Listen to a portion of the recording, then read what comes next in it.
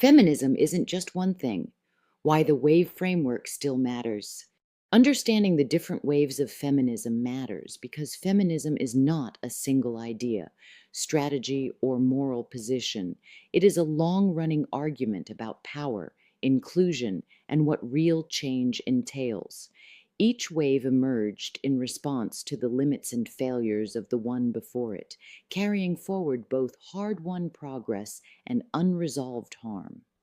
Without this context, today's feminist debates can appear as personality clashes or generational infighting when they are, in fact, deeply rooted political tensions: access versus transformation, protection versus autonomy, representation versus redistribution.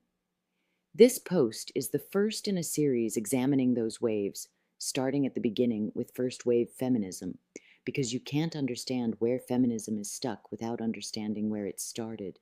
The wave framework itself is imperfect, Western, and incomplete, but it remains a useful map, not because it tells us where feminism is going, but because it shows us where it has been, what it keeps getting wrong, and why this conversation is still unfinished. Feminism didn't appear out of thin air. Feminism did not pop up overnight, despite what some TED Talks and Instagram timelines might suggest. Women have been fighting for autonomy, dignity, safety, and power for as long as systems have existed to deny them those things. Across cultures and centuries, women resisted in whatever ways they could, through labor, mutual aid, caregiving networks, religious dissent, underground economies, lawsuits, strikes, storytelling, rebellion, and survival itself. Sometimes those efforts resulted in real gains. Often they were punished, erased, or quietly absorbed into the systems they challenged. What is relatively new is not women's resistance, but the formal naming, organization, and professionalization of that resistance as feminism. The birth of the first wave. The term feminism entered the political landscape in the late 19th and early 20th centuries, as these long-standing struggles began to cohere into identifiable movements, particularly in Europe and the United States. Historians refer to this period as first-wave feminism, a label that is tidy in theory and messy in reality.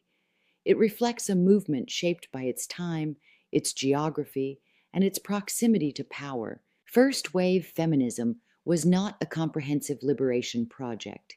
It was a targeted response to a specific set of legal and political barriers facing certain women, and it succeeded and failed accordingly. What tripped the trigger?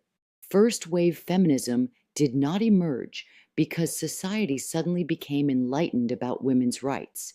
It emerged because women were already doing the work of public life and were repeatedly told to sit down, stay quiet, and accept their subordinate status while doing it.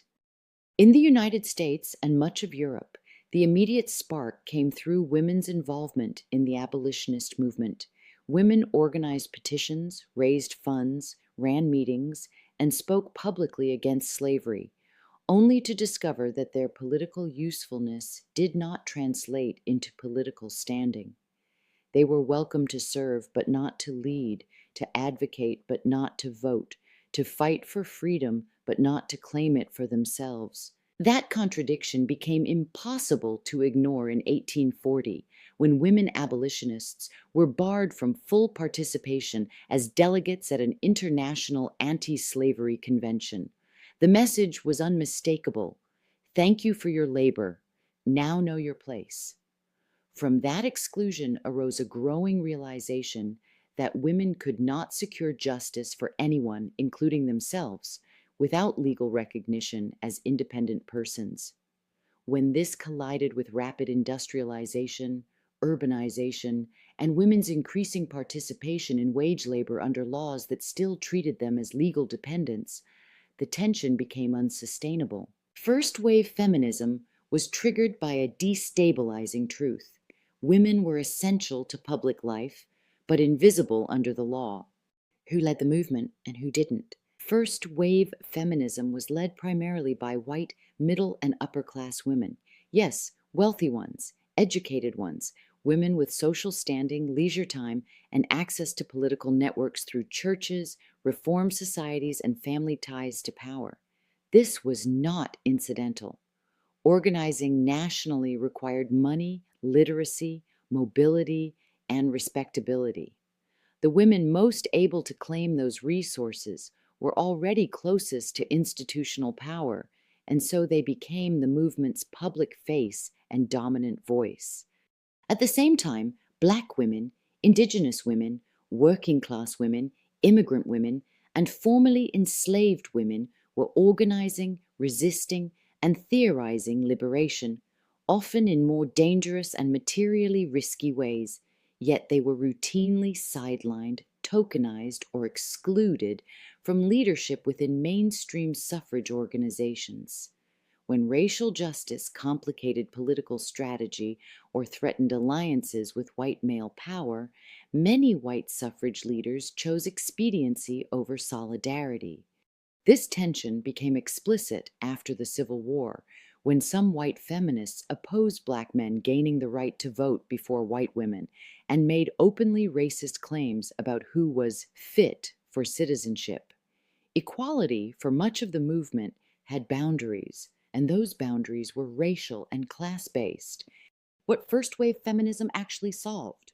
Despite these limitations, first wave feminism achieved real and lasting victories.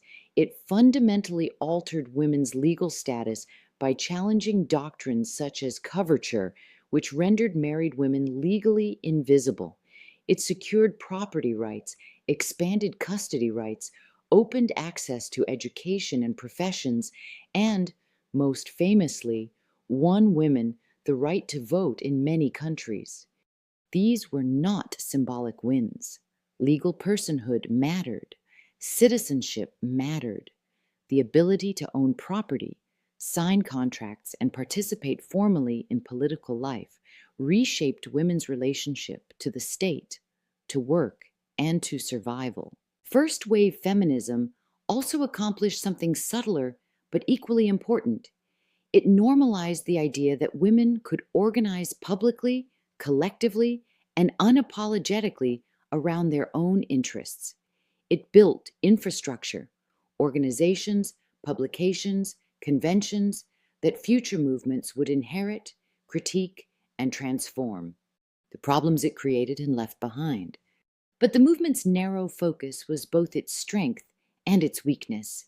By centering legal access to citizenship rather than interrogating how citizenship itself was structured, first wave feminism accepted the basic architecture of power rather than challenging it. It asked who could be included, not whether the system was just. Labor exploitation, racial violence, colonialism, economic inequality, and state power largely fell outside its frame. Respectability politics became both a strategy and a constraint. Inclusion was conditional. Liberation was partial. This choice embedded a tension that has never fully disappeared from feminist politics. Is feminism about expanding access to existing power or about transforming how power operates at its core? First wave feminism answered that question by choosing access. That choice made progress possible and baked in exclusions that future generations would be forced to confront. Progress, undeniable, liberation, incomplete. And that unresolved tension is exactly what later waves of feminism would inherit, challenge, and struggle to undo. Fund liberation, not optics. Your donation supports feminist work rooted in lived experience, accountability, and real-world impact, not polished talking points. Donate to Swap Behind Bars today at www.swapbehindbars.org. The Pink Patriarchy series asks hard questions about respectability politics, corporate and nonprofit feminism, carceral solutions, and the gap between progressive language and real-world outcomes. By tracing these dynamics across history, policy, and lived experience, the series aims to move beyond feel-good feminism and towards something more honest, accountable, and liberatory.